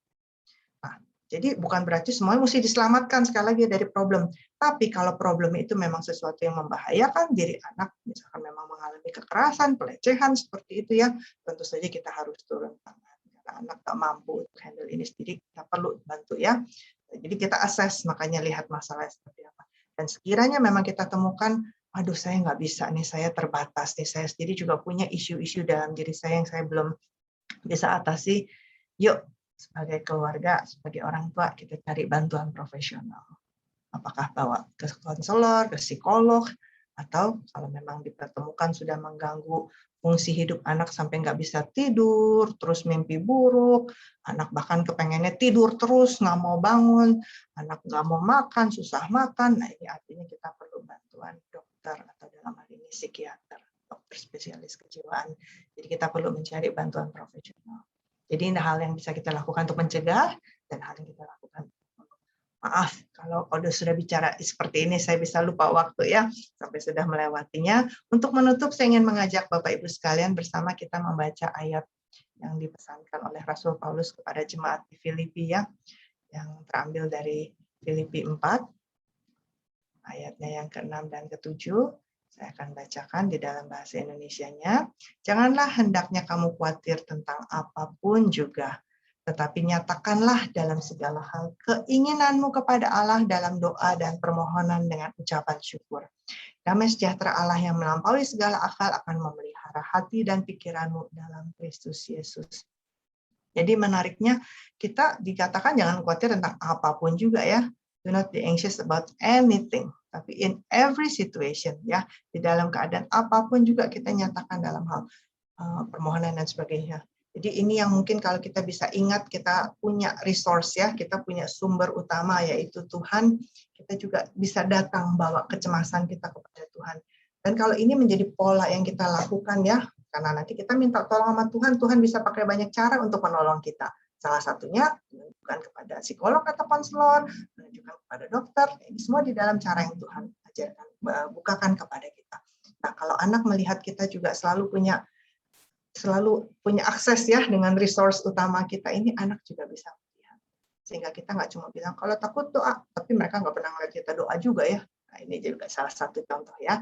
Kita ajak anak juga untuk selalu datang kepada Tuhan, minta Tuhan bukakan jalan apa yang harus dilakukan dalam situasi-situasi tertentu. Oke, saya rasa saya harus stop di sini dulu. Nanti kalau di antara Bapak Ibu ada yang mau bertanya, silakan. Saya kembalikan kepada Ibu Patricia. Oke, luar biasa Bu Esther untuk sharing-nya ya. Jadi semakin kita memahami bentuk-bentuk kecemasan, kemudian apa yang menyebabkannya, yang membentuknya, lalu cara mencegah dan menolong anak-anak kita ini. Oke, kita akan lanjutkan untuk ke sesi tanya jawab dulu ya. Sejauh ini sudah ada 2 pertanyaan yang masuk.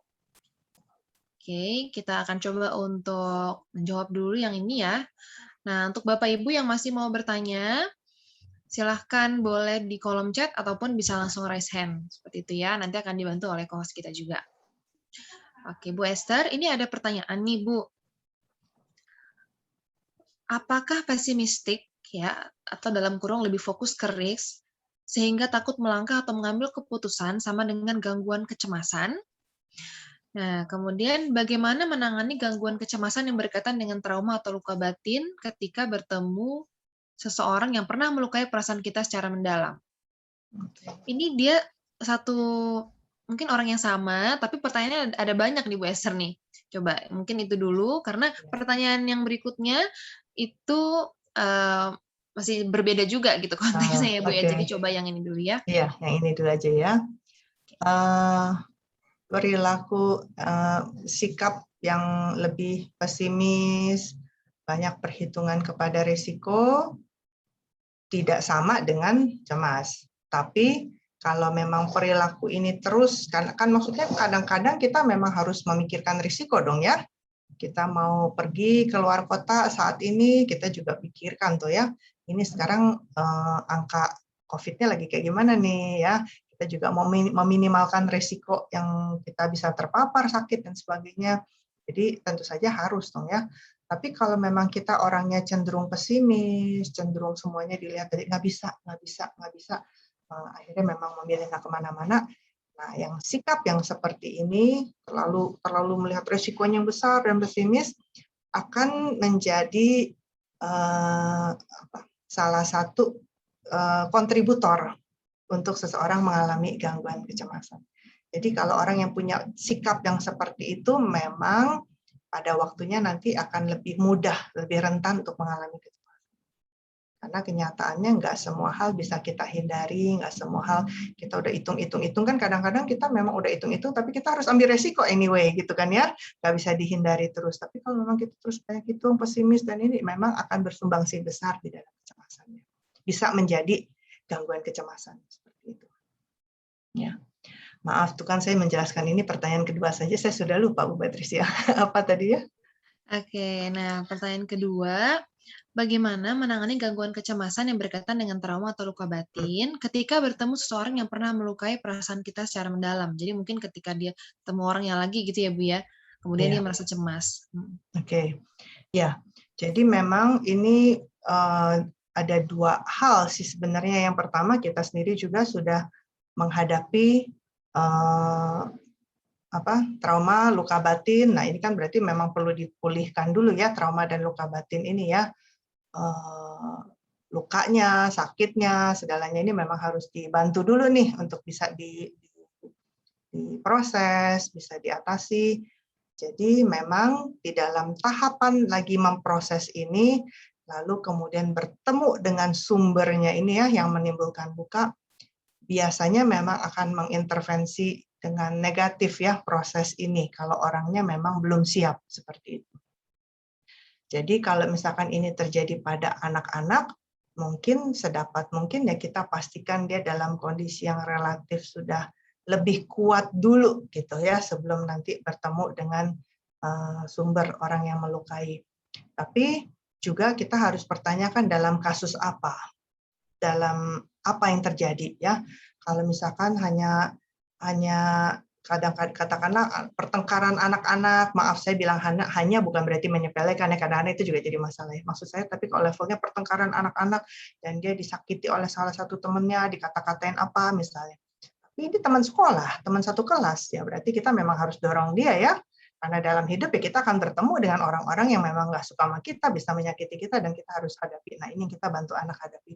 Tapi misalnya ini berkaitan dengan seseorang yang katakanlah melakukan pelecehan seksual, ya, yang melakukan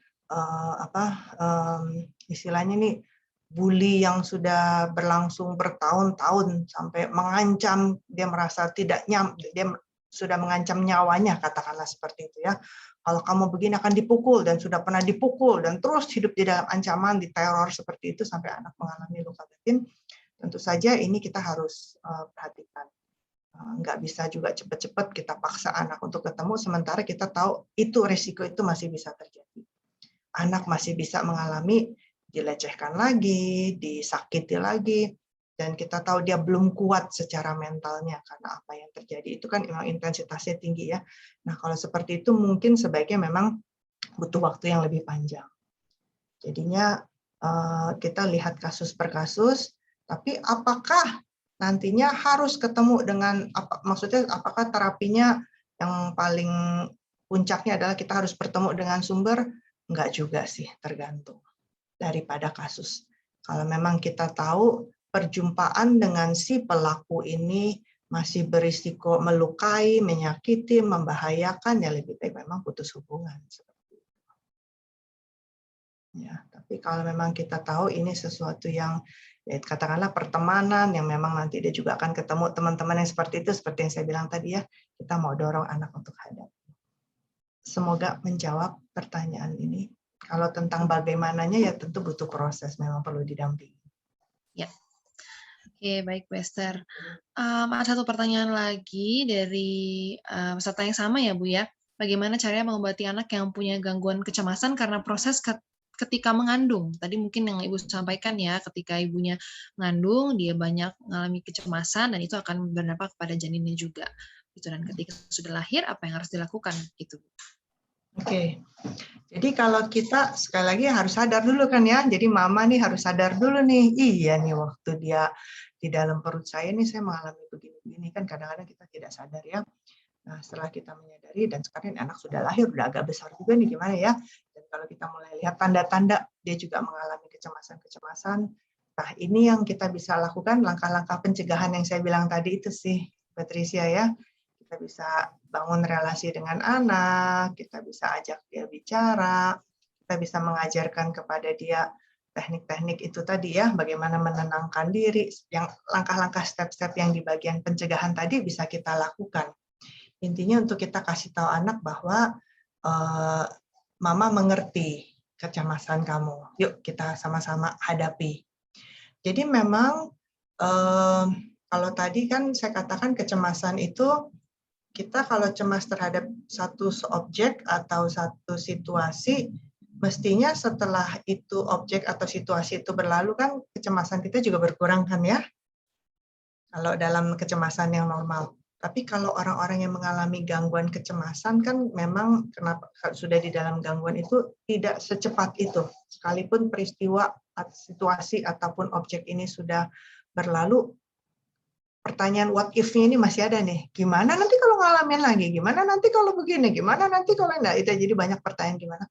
Nah, jadi kita harus pahami juga bahwa kalau seseorang sudah pernah ada di dalam spektrum gangguan kecemasan, sekalipun mendapatkan pertolongan, ya apakah itu dengan minum obat, apakah itu dengan konseling, dengan psikoterapi, ditemukan rupanya memang walaupun mungkin untuk sesaat itu sepertinya sembuh, hilang, berkurang, tapi tinggal tunggu waktu nanti bisa muncul lagi. Karena apa?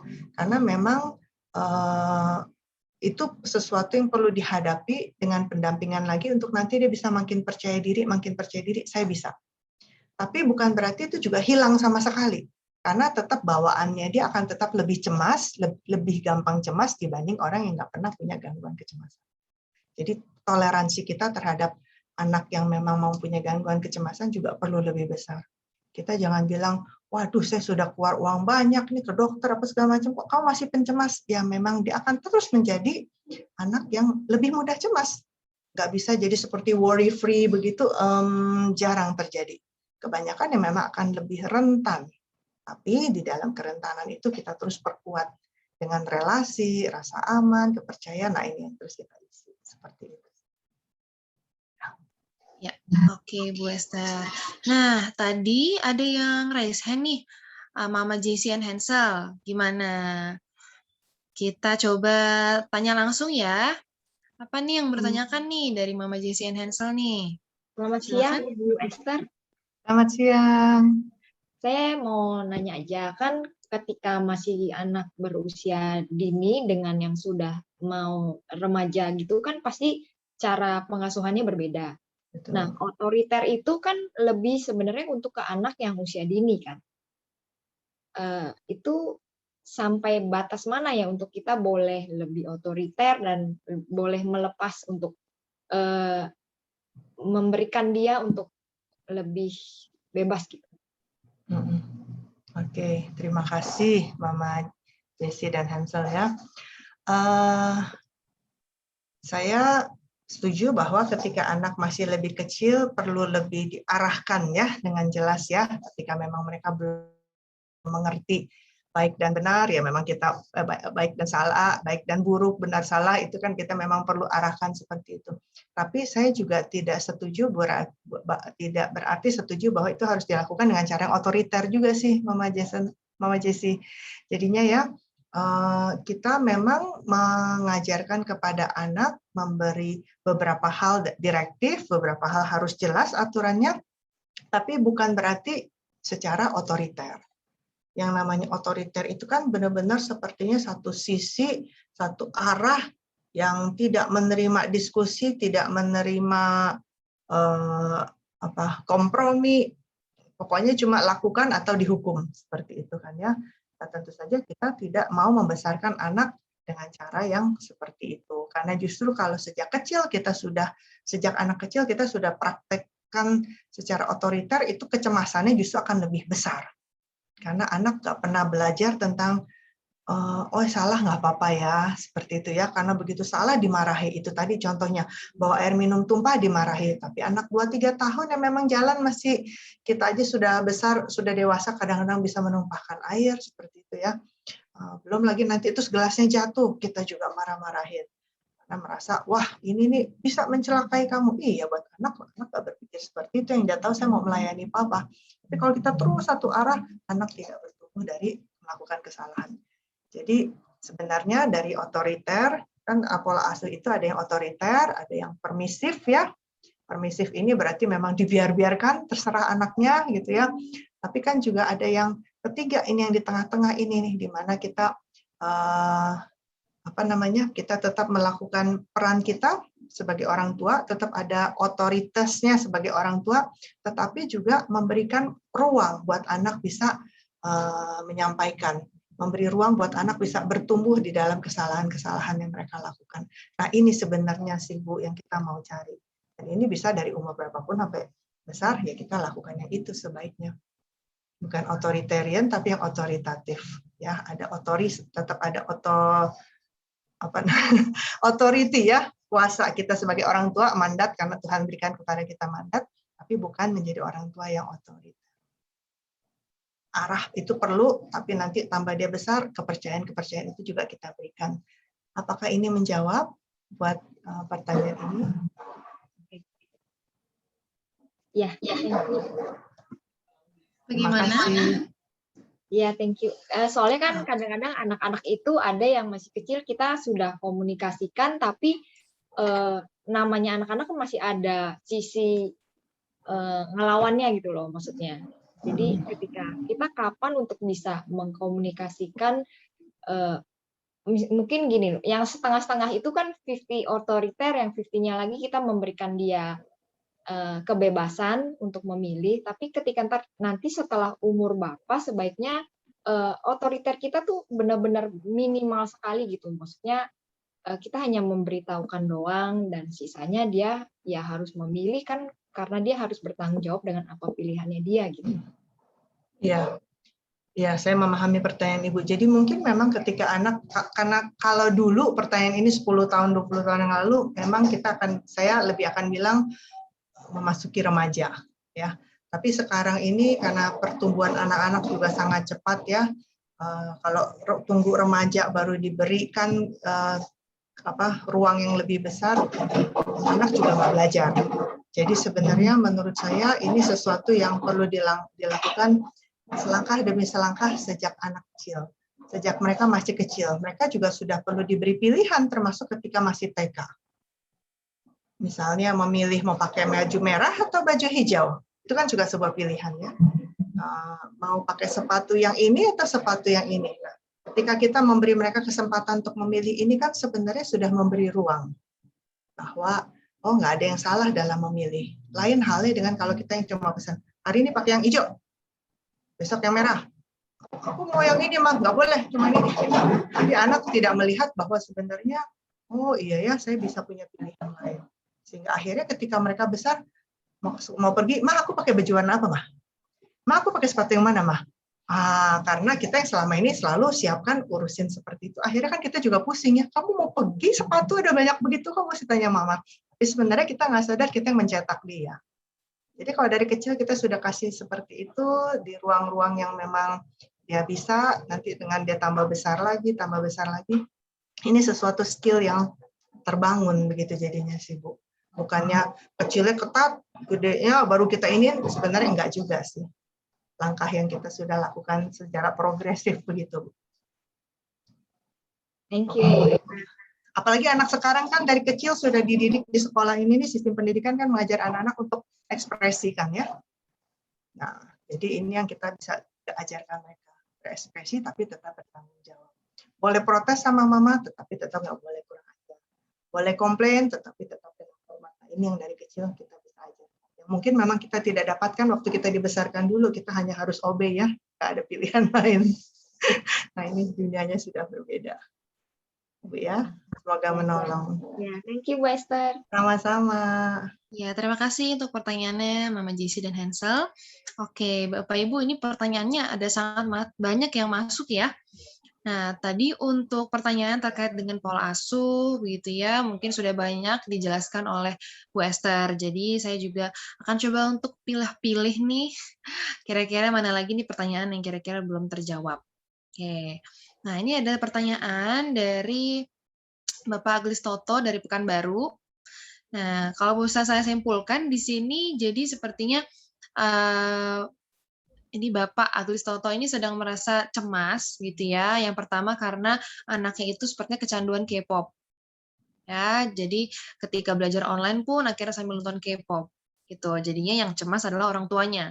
Dan yang kedua kecemasannya adalah fobia ketinggian gitu. Jadi pertanyaannya adalah gimana cara mengatasinya, apa yang harus dilakukan, seperti itu sih. Yang pertama untuk ke anaknya, baru kemudian untuk Bapak Aglis Totonya sendiri. Gitu. Maaf, Bu Patricia, apanya ketinggian tadi? Oh, fobia ketinggian. Oh, fobia ketinggian. Anak ini fobia ketinggian. Ini sepertinya bapaknya sendiri ya, maksudnya Bapak Aglis Toto ini yang mengalami fobia ketinggian gitu sih. Kalau di sini memang kita lebih fokusnya untuk lebih ke anak ya Bu ya. Iya. Jadi kalau bisa sih langsung difokuskan saja. Iya. Iya, memang bicara soal parenting kepada anak-anak yang besar di zaman sekarang ini, kita perlu melepaskan beberapa hal Bapak Ibu ya. Di antaranya yang harus kita lepaskan adalah lepaskan dan kemudian sesuaikan ya, adalah bagaimana kita melihat diri kita dulu belajar seperti itu ya. Ini yang memang seringkali kalau udah bicara soal belajar ini nih banyak menimbulkan konflik ya, karena kita sebagian besar dari orang tua memang kan saya rasa dibesarkan dengan yang namanya belajar itu tuh apa, harus duduk di meja, duduk di kursi, maksudnya barangnya ada di meja, belajar seperti itu. Nggak ada hal-hal lain yang bisa mendistraksi. Sehingga kita merasa itulah yang namanya belajar. Dulu papa atau mama yang namanya belajar ya begitu. Ya, saya juga seperti itu. Dan kebetulan saya juga memang gaya belajar saya butuh keheningan untuk saya belajar. Mungkin musik instrumen masih oke, tapi kalau ada orang ngomong seperti itu saya tidak bisa. Sedangkan suami saya bisa.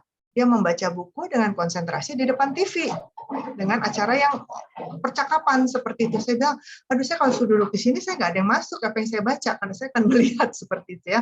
Karena saya menyadari saya bisa terdistraksi. Nah, anak saya lain lagi.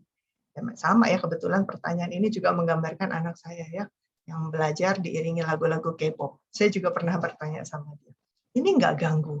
Enggak mah, justru ini memberi saya vibes, memberi saya semangat untuk saya bisa tetap on dan fokus. Nah, jadi dengan cara seperti ini, dengan apa yang saya pelajari dari keluarga saya sendiri, saya melihat bahwa anak-anak sekarang memang juga beda-beda ya. Ada anak-anak yang memang butuh sesuatu yang bisa memberi semangat mereka, saya rasa nggak apa-apa. Tapi kalau kita tahu sebenarnya anak kita mudah terdistraksi, artinya dengan mendengarkan lagu malah jadi nggak belajar, kan kita bisa lihat dong ya dalam perkembangannya. Tapi malah jadi nyanyi, nari-nari, nggak jadi belajar. Nah, kalau yang seperti itu mungkin kita bisa arahkan untuk apakah dia belajar dulu, nanti waktu refreshing-nya 15 menit boleh dengerin lagu sambil dance atau apa seperti itu ya. Tapi kalau kita lihat memang dia butuh itu dan dia bisa semangat, ya nggak apa-apa. Jadi disesuaikan dengan gaya belajar.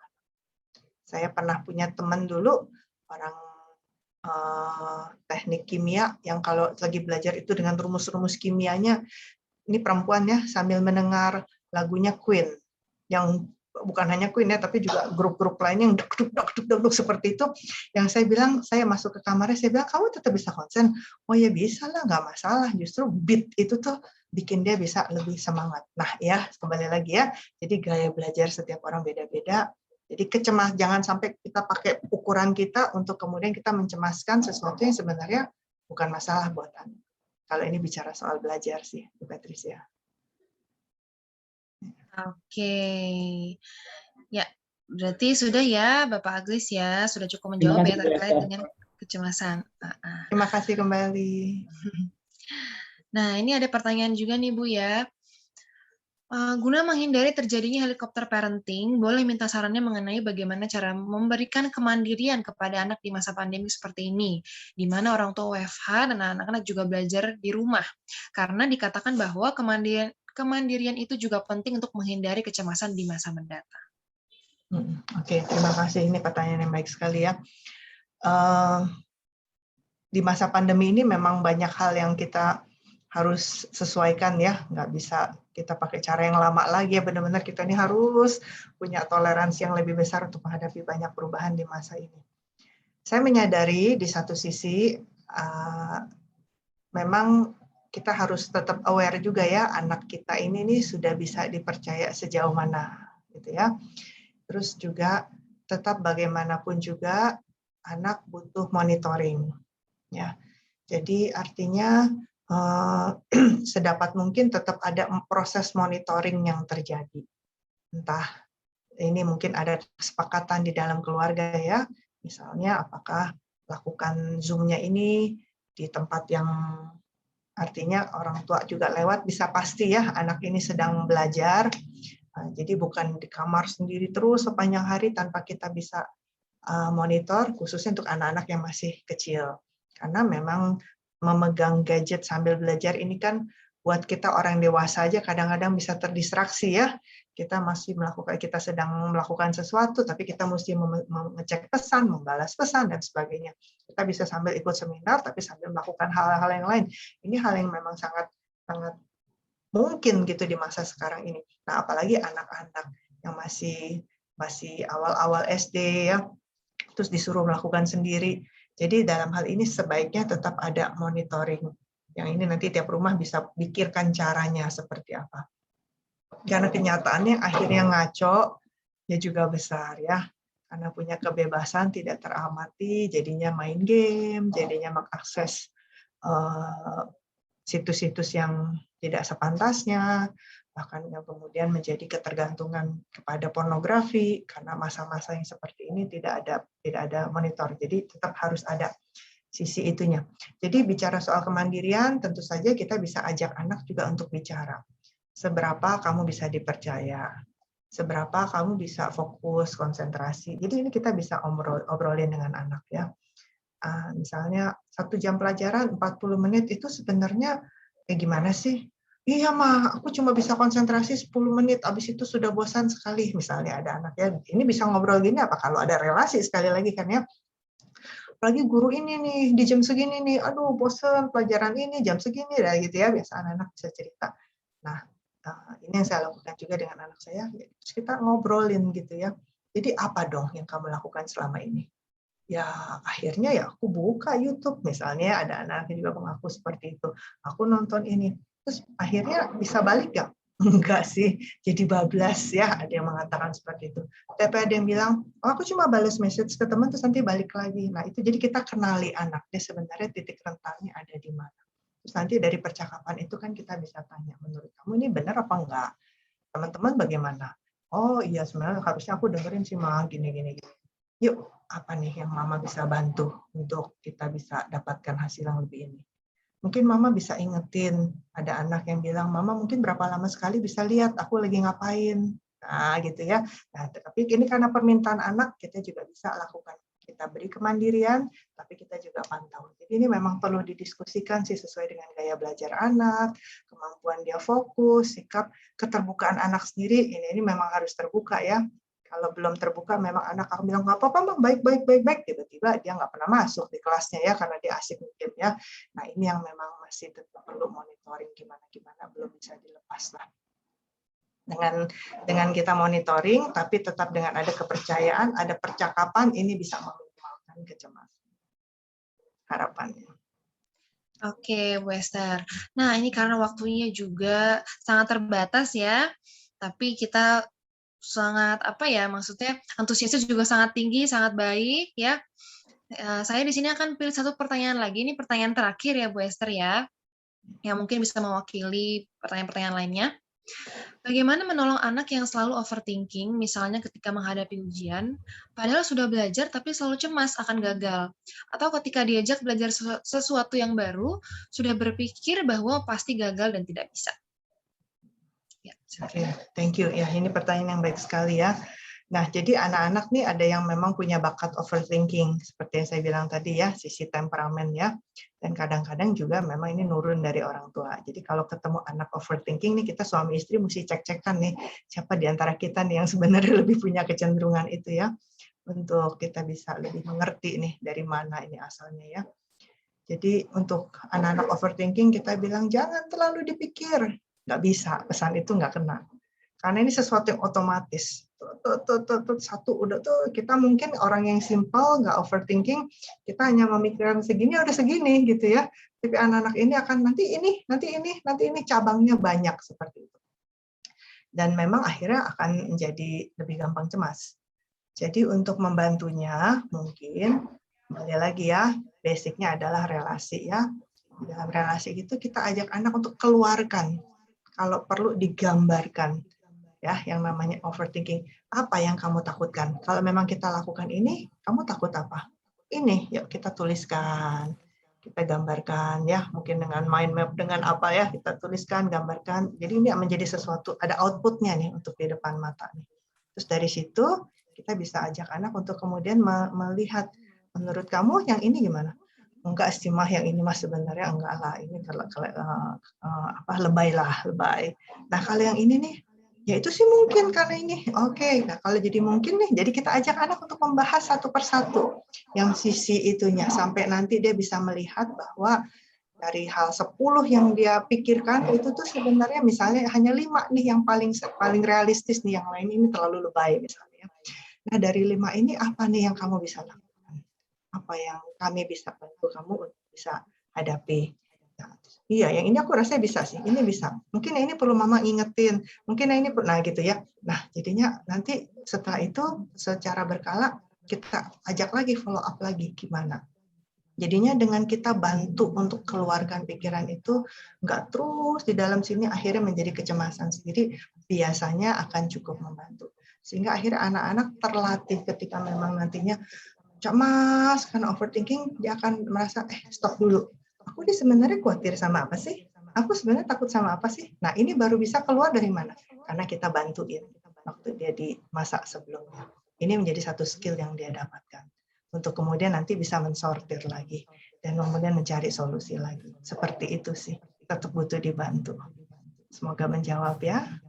Oke, Bu Esther. Berarti memang dalam kita berkomunikasi juga dengan anak perlu disesuaikan ya usianya gitu ya. Kemudian bahasa kita. Takutnya nanti ketika kita ini coba untuk ngomong seperti itu, anak yang nggak ngerti malah nggak nyampe gitu pesannya. Jadi memang diusahakan bahasanya sederhana mungkin, yang juga mudah dipahami anak begitu ya Bu Esther ya?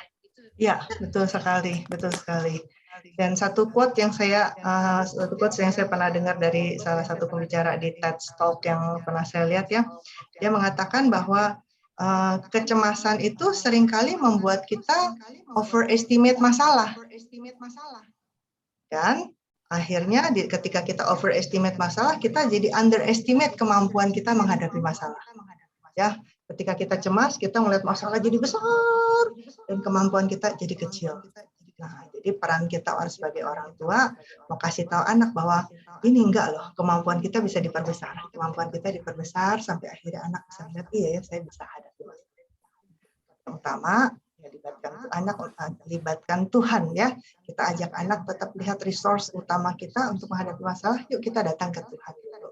Untuk nanti kita bisa lihat masalah kita juga dengan lebih pas. Kiranya ini menolong. Tuhan memberkati Bapak Ibu sekalian. Amin. Oke, ya Bapak Ibu, saya akan coba untuk simpulkan sedikit ya dari apa yang sudah disampaikan oleh Bu Esther dari awal hingga di akhir. Jadi memang kecemasan itu sebenarnya normal ya, karena dibutuhkan untuk menjadi sinyal tentang adanya bahaya dan akan ada upaya untuk kita bisa menghindarinya.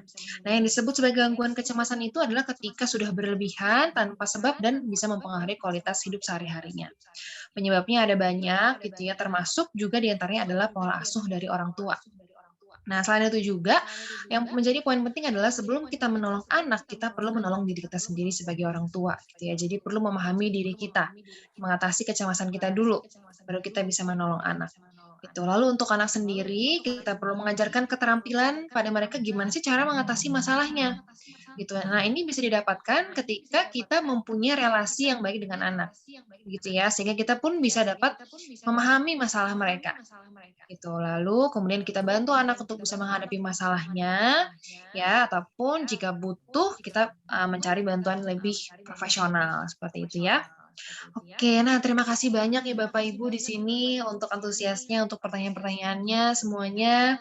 Ya, sangat bermanfaat, memberi banyak insight ya. Semoga bisa membantu Bapak Ibu dalam membimbing, menolong anak-anak, khususnya yang mengalami gangguan kecemasan seperti itu. Nah, Bapak Ibu jangan khawatir, kalaupun di sini memang masih ada pertanyaan-pertanyaan yang belum sempat terjawab, Bapak Ibu bisa menghubungi IPK Counseling Center, begitu ya. Kita selalu terbuka untuk Bapak Ibu, ya, melalui proses konseling. Nanti di situ kita bisa coba untuk bahas lebih dalam, gitu ya. Baik untuk konseling dengan Bapak Ibu sendiri ataupun terkait dengan anak-anak Bapak Ibu, begitu ya. Oke, nah selain itu juga di kolom chat ya, di situ ada kontaknya, kontak dari IPK Counseling Center, silahkan dicatat saja begitu ya. Oh, layanan konseling yang kami berikan ini gratis ya Bapak Ibu ya, jadi silahkan menghubungi ICC, didaftarkan saja, seperti itu. Nah, lalu kami juga mohon Bapak Ibu untuk mengisi evaluasi dari webinar ini, ada linknya juga di kolom chat. Jadi silahkan dibuka setelah ini, kemudian diisi. Oke, begitu Bapak Ibu. Ya, oke. Kalau sudah, kita akan tutup dalam doa dulu ya. Ya. Mari kita bersatu dalam doa.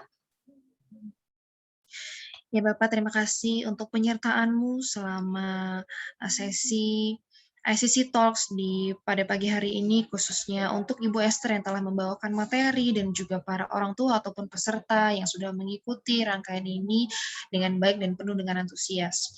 Kiranya ya Bapak, apa yang kami terima dan kami dengarkan hari ini bisa bermanfaat bagi kami sebagai orang tua maupun di dalam menolong anak-anak kami ya Bapak, karena kami tahu kami adalah orang tua yang penuh dengan kekurangan dan kelemahan, sehingga hanya dalam Tuhan saja ya Bapak kami bisa memperoleh jalan keluar. Terima kasih ya Bapak, jika sebentar juga kami akan berpisah satu dengan yang lain, biar kiranya penyertaan-Mu selalu sempurna bagi kami. Dalam nama anak-Mu kami telah berdoa syukur, haleluya, amin. Oke Bapak Ibu, sebelum kita berpisah, kita mau foto dulu.